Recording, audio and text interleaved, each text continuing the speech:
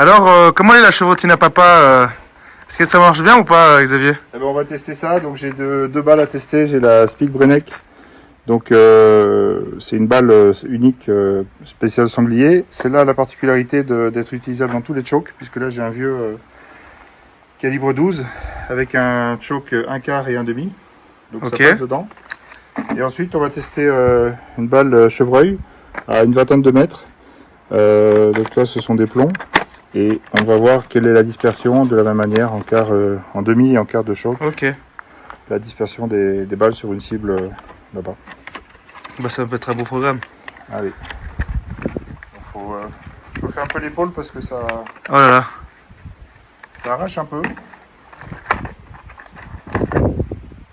T'as combien de mètres là? Là on a une petite vingtaine de mètres. On est entre 15 et 17 mètres. Et tu vises laquelle du coup?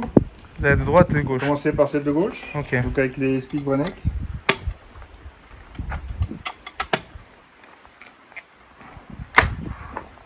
C'est bon? Allez, roulez jeunesse.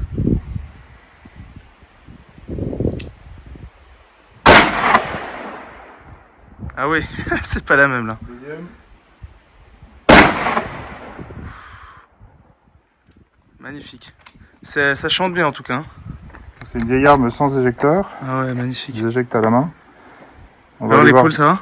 ça va? Ouais. On va aller voir les impacts en cible.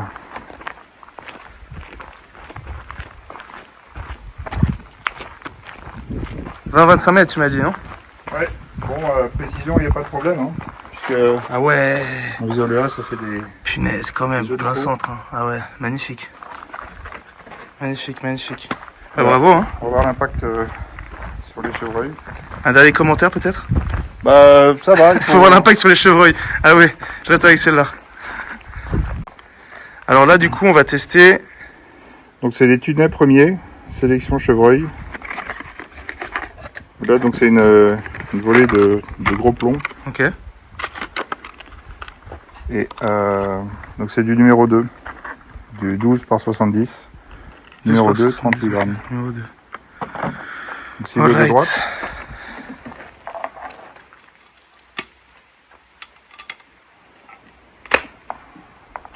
C'est bon? Vamos.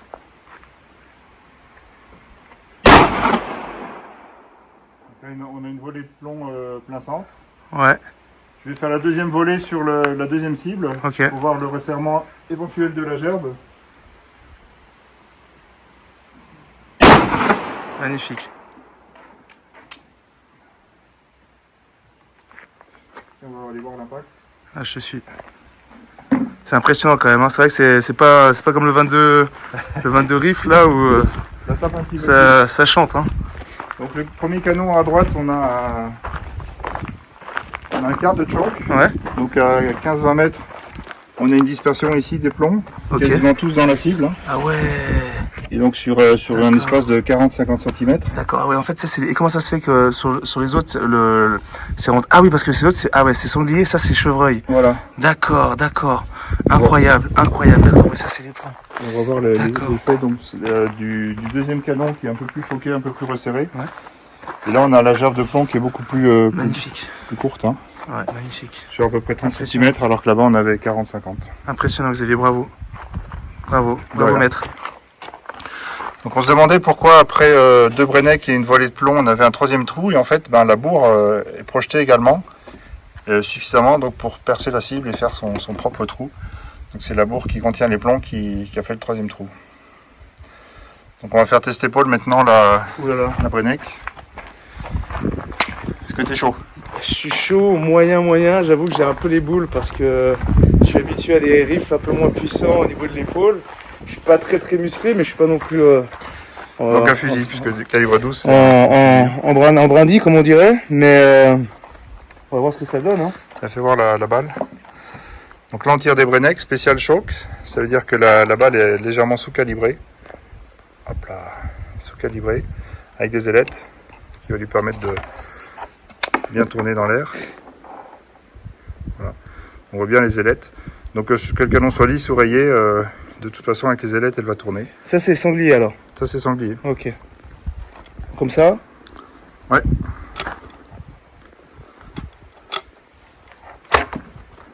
Voilà. Alors il n'est pas entièrement fermé. Si, c'est bon.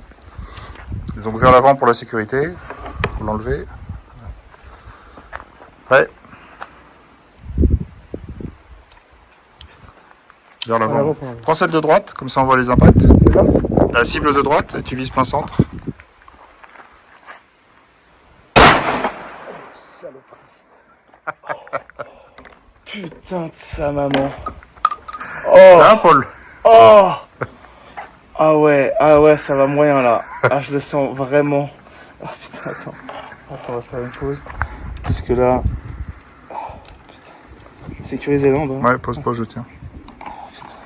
Alors, premières impressions? Oh bah, ça va. Je viens de prendre un gros shoot de sanglier dans la gueule. Là, c'est comme si je m'étais pris moi le sanglier dans la gueule. C'est pas mal. Ah, c'est pas, je m'échauffais tout à l'heure. Tu vois, je me disais, il fallait que je m'échauffe. Oh putain, ah ouais, c'est parti au caca. Ouais, j'ai même pas touché là. Le sanglier n'a pas eu mal. Le sanglier n'a pas eu mal. Par contre, Paul, l'épaule de Paul a pris cher là. Ah ouais, c'est chaud. Il faut que tu me briefes un peu plus là-dessus. Ouais. Allez, on fait un petit briefing. Vas-y. Bon, vas-y, Xavier, explique-moi du coup, parce que là, j'ai encore mal à l'épaule là. Ouais, donc on a un calibre double qui est relativement léger, hein, qui est d'ailleurs très joli, parce qu'il est, C'est vrai qu'elle est belle. il est très bien travaillé. Avec des gravures, donc c'est un modèle basque, D'accord. d'une marque assez peu connue. Gaspard Arziga. Gaspard Arziga. Voilà. Donc calibre 12 juste à poser. L'idée donc pour éviter le recul, c'est surtout de ne pas garder un espace devant l'épaule, parce que là le fusil prend l'élan. Ouais, d'accord, il faut vraiment la coller contre Donc il faut le coller. Et où le coller? Dans le creux. C'est-à-dire pas à l'écart, parce que là on ne le tient pas. Il faut vraiment viser le creux ici. Quand on a le coude comme ça, venir le coincer dans le creux.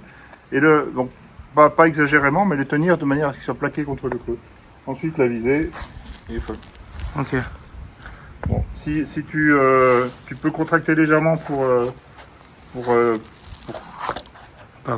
te préparer à l'impact, mais ça va pas forcément t'aider beaucoup. Donc il faut vraiment bien trouver le creux d'épaule et feu. Vas-y, fais-moi une démonstration vite fait. Avec la balle. Avec la balle. Donc, Brenec. Donc la première détente, c'est celle de droite. La première, celle de droite, celle qui est moins choquée. Ok.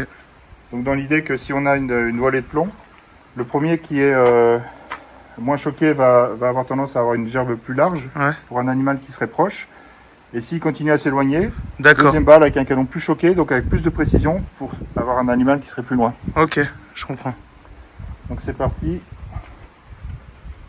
Donc plein fer sur la cible de droite. Prêt ? Ouais. Donc on a un impact légèrement à gauche, mais belle. Il se peut que ce soit moi. T'es chaud pour la suite ? Allez.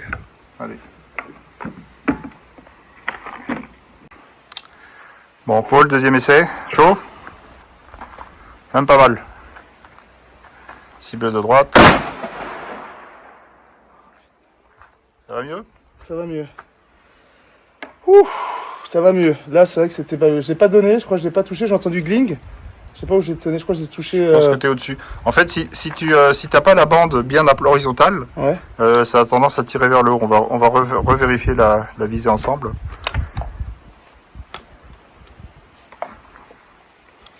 Tu vas me tenir le fusil horizontal et je vais montrer la visée. Donc ici, on n'a pas de cran de mire. Tiens-le bien à l'horizontale vers une cible. Enlève les doigts, que je puisse positionner la... Non, juste l'arme et moi je vis. Donc en fait, ce qui nous permet de viser, c'est le point au bout du canon. Alors le premier défaut qu'on peut avoir, c'est ce qu'on appelle avoir de la bande. C'est-à-dire si on aligne pas à l'horizontale, en fait, on va avoir un tir qui est très haut. Il faut vraiment aligner ici l'œil le plus bas possible pour que, là on est même encore un peu haut, pour que ici on ait, bouge là, pour qu'ici on ait en fait une bande très courte. Donc quasiment, il faut que le point qui est au bout du canon vienne se poser vraiment ici au milieu de l'axe de visée. Donc pas très facile à voir avec la caméra. Mais donc là on serait déjà un peu haut. Je vais refaire une autre vidéo. Voilà, donc d'ici on va un peu mieux voir. Donc au moment de la prise de visée, donc si on a l'œil trop haut, on va avoir une balle qui va partir très haut. Il faut vraiment aligner l'œil le plus possible au ras de la bande pour qu'on ait la bande et le point qui soit quasiment posé sur la bande, et là on aura une visée horizontale. Allez, c'est parti maintenant pour une tunée performance chevreuil numéro 2.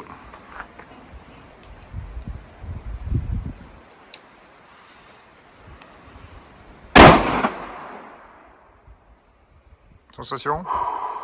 Ça fait mal, ça fait toujours mal. Mais je crois qu'elle en est bien là. Ok, on va aller voir ça sensible. Le chevreuil, je crois qu'on va manger du barbecue ce soir. Ok, ouvre le canon, on va aller voir sensible.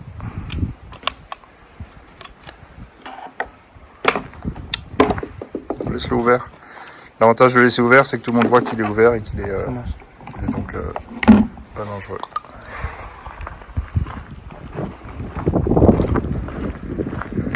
Bon alors, tu nous l'as mis où cette cartouche? Bah voilà. Hein? C'est pas grave, quand c'est plus petit comme ça, ça passe mieux. Bon voilà, je crois qu'on est bien, hein, on est centre de la cible. L'impact est plutôt centré, donc c'est plutôt bon, j'ai l'impression. Confirmation du docteur? Ok, c'est pas mal. Bon, on va manger du barbecue, on va manger du chevreuil. On va manger du chevreuil. Bon, c'est très bien. C'est très bien. Moi, je suis très content. Donc n'hésitez pas, abonnez-vous à la chaîne si vous voulez carrément. d'autres tests d'armes ou de munitions. Eh bah carrément. Ben, on va le faire tout de suite. Je le fais tout de suite là. Dommage qu'on n'ait pas internet ici, on n'est pas wifi. Ouais.